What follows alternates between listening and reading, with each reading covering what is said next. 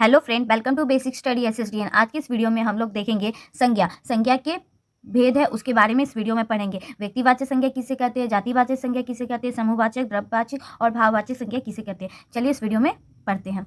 व्यक्तिवाचक संज्ञा किसे कहते हैं? जिस संज्ञा से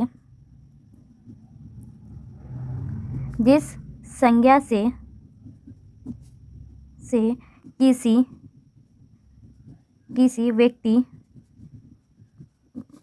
वस्तु, स्थान या जानवर के खास नाम को व्यक्तिवाचक संज्ञा कहते हैं। व्यक्तिवाचक संज्ञा कहते हैं। व्यक्तिवाचक संज्ञा किसे कहते हैं? जिस संज्ञा से किसी व्यक्ति, वस्तु, स्थान या जानवर के खास नाम को व्यक्तिवाचक संज्ञा कहते हैं। मतलब किसी का भी नाम हो उसे व्यक्तिवाचक कहेंगे। जैसे में गंगा नदी है, खास नाम है। सीता, ये भी हो गया व्यक्तिवाचक संज्ञा। पटना नाम है, एक ही नाम है इसीलिए। रावण, विष्णु,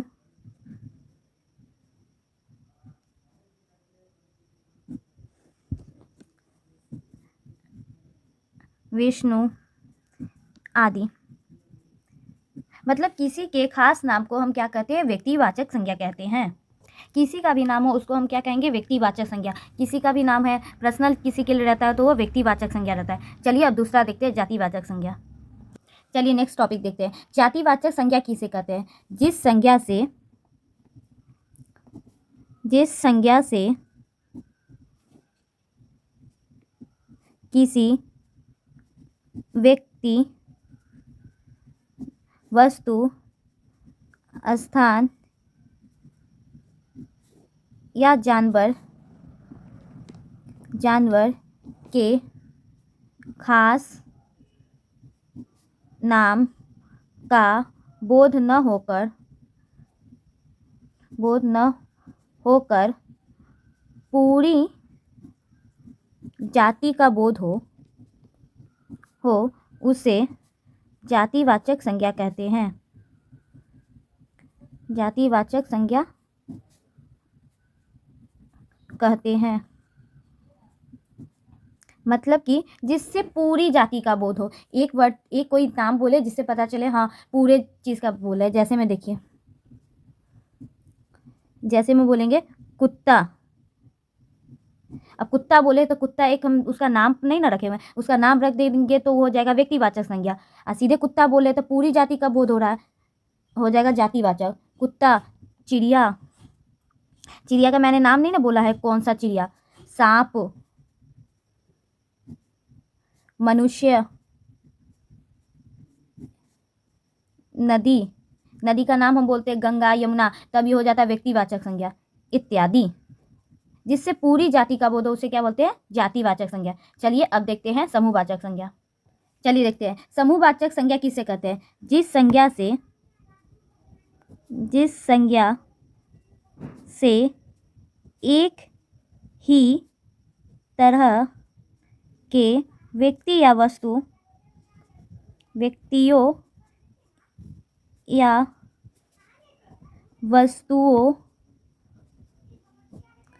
के समूह का बोध हो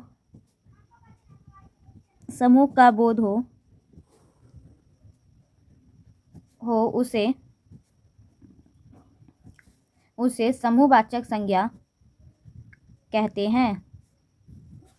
वाचक संज्ञा कहते हैं। मतलब कि जिससे समूह का बोध होता हो, ग्रुप का बोध हो, कि जिससे पता चले हाँ एक ग्रुप है, एक से ज़्यादा आदमी हो, उसी को क्या कहेंगे? समूहवाचक संज्ञा। जैसे मैं देखिए एग्जांपल में सेना बोलते तो एक नहीं, एक से ज़्यादा आ जाता है, बहुत सारा रहता है, उसी को सेना कहेंगे। वर्ग में एक बच्चा तो नहीं रहता है क्लास में, 5, 6, 10, 15, तो इसमें टीम हो गया, एक बहुत सारा ग्रुप हो गया, उसी को कहेंगे समूहवाचक कहेंगे। भीड़, गुच्छा, मतलब एक से ज़्यादा हो, उसी को कहेंगे समूहवाचक। गुच्छा इत्यादि और भी हो सकते हैं। चलिए अब देखते हैं भाववाचक संज्ञा, सॉरी द्रव्यवाचक संज्ञा। चलिए देखते हैं द्रव्यवाचक संज्ञा किसे कहते हैं। जिस संज्ञा से किसी द्रव्य पदार्थ का बोध हो उसे द्रव्यवाचक संज्ञा कहते हैं।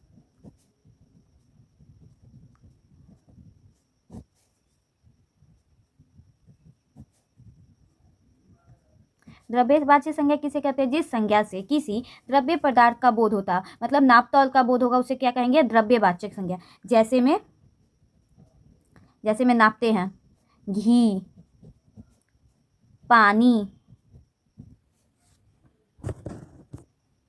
पानी, सोना, गेहूं इत्यादि, मतलब जिससे नाप तौल का होता है उसी को कहते हैं द्रव्यवाचक। जैसे घी को नापते हैं, पानी को, सोना को लीटर में करते हैं ना, सोना को, गेहूं को, सबको नापते हैं, इसी को कहते हैं द्रव्यवाचक संज्ञा। चलिए लास्ट टॉपिक अब देखते हैं भाववाचक संज्ञा। चलिए लास्ट टॉपिक, भाववाचक संज्ञा किसे कहते हैं। भाववाचक संज्ञा जिस संज्ञा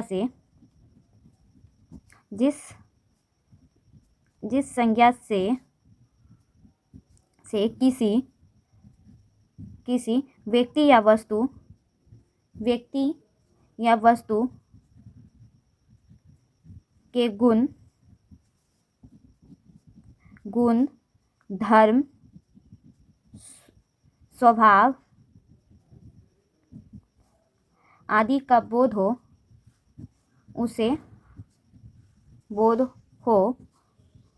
उसे भाववाचक संज्ञा कहते हैं। भाववाचक संज्ञा कहते हैं।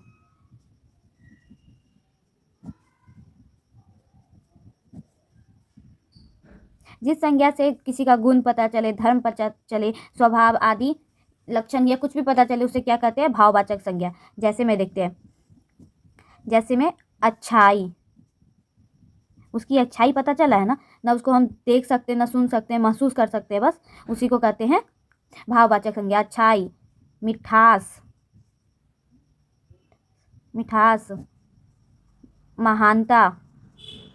महानता, ईमानदारी,